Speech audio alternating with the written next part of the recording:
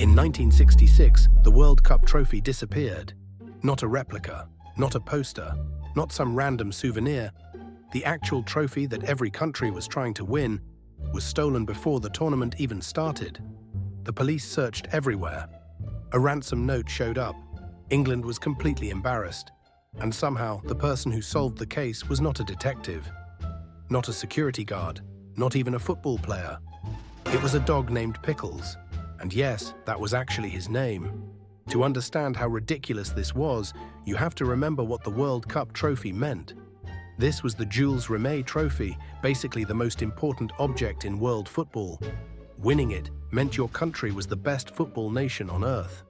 So with the 1966 World Cup coming to England, the trophy was put on public display at an exhibition in Westminster, which already sounds like a bad idea. Because when you have one of the most valuable trophies in sports, maybe the best plan is not, let's put it in a glass case and hope everyone behaves. But that's what happened. People came to see it. Security was supposed to protect it. Everything seemed fine. Until March 20th, 1966. Someone looked at the display case and realized something was very wrong. The trophy was gone. Not moved. Not hidden. Gone. The case had been forced open and the World Cup trophy had vanished. Imagine being the security guard who had to explain that. Hey boss, small problem.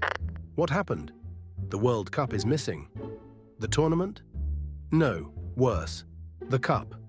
And just like that, England had to host the biggest football tournament in the world while admitting, we may have lost the trophy. But then somehow the story got even more embarrassing because the thief decided to send a ransom note. The next day, a package arrived. Inside was part of the trophy's removable lining. Basically, it was proof that the thief really had it, and with it came a ransom demand.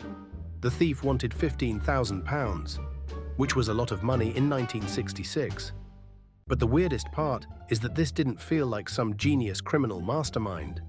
The thief contacted Joe Mears, the chairman of the Football Association and Chelsea. So imagine you're just trying to help organize the World Cup, and suddenly you're in a low-budget spy movie where someone is holding the trophy hostage. The police got involved. They set up a sting operation. A man named Edward Bletchley was eventually arrested. But there was one huge problem. He didn't have the trophy. So now the police had a suspect. They had a ransom demand. They had an embarrassed football association, and they still had no World Cup. At this point, the tournament hadn't even started yet, and England already had a crime scene. The newspapers were going crazy.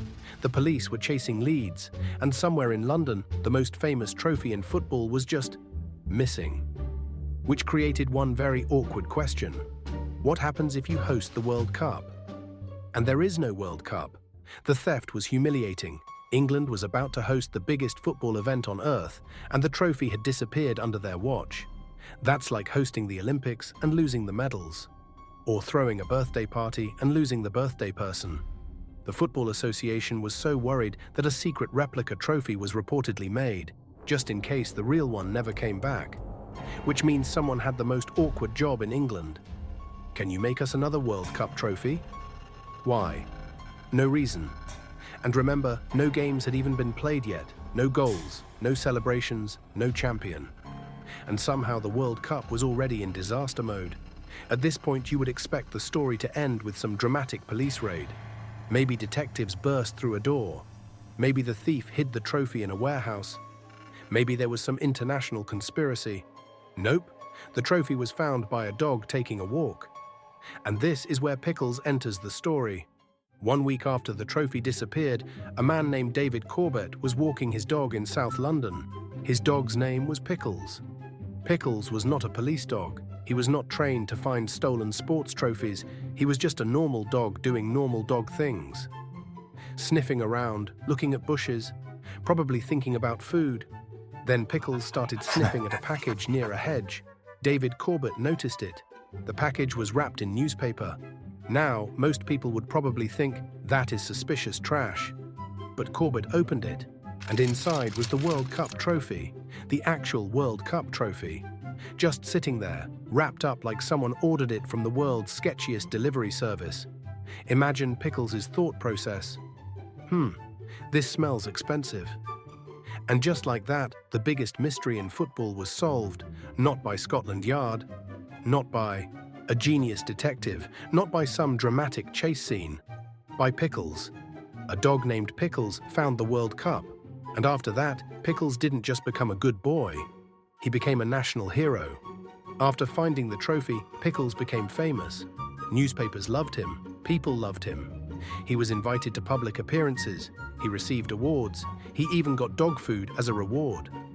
Which is honestly the most dog version of fame possible. Humans find treasure and want money. Dogs find treasure and get snacks. But the timing made the story even better, because later that same year, England actually won the 1966 World Cup. So England didn't just get the trophy back, they got to lift it. Which means England's greatest football moment almost didn't happen because someone stole the trophy from an exhibition. And it only happened properly because a dog sniffed around a bush. But here's the weirdest part. The trophy survived being stolen in England, only to vanish again years later. After Brazil won the World Cup for the third time in 1970, they were allowed to keep the Jules Rimet trophy permanently. Then in 1983, the trophy was stolen again in Brazil. But this time, there was no Pickles. No heroic dog, no newspaper-wrapped package under a hedge. The trophy was never recovered. Many people believe it was probably melted down. So the original Jules Rimet trophy, the one Pickles saved in 1966, eventually disappeared forever. Which makes Pickles' story even crazier. Because for 1 week in 1966, a random dog may have saved one of the most important trophies in sports history. He didn't understand football. He didn't care about the World Cup. He probably didn't even know what he found. But somehow, Pickles became one of the most important characters in World Cup history. So the next time someone says football is predictable, remember this.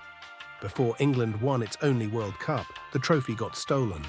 The police couldn't find it. The thief didn't return it. The country started panicking.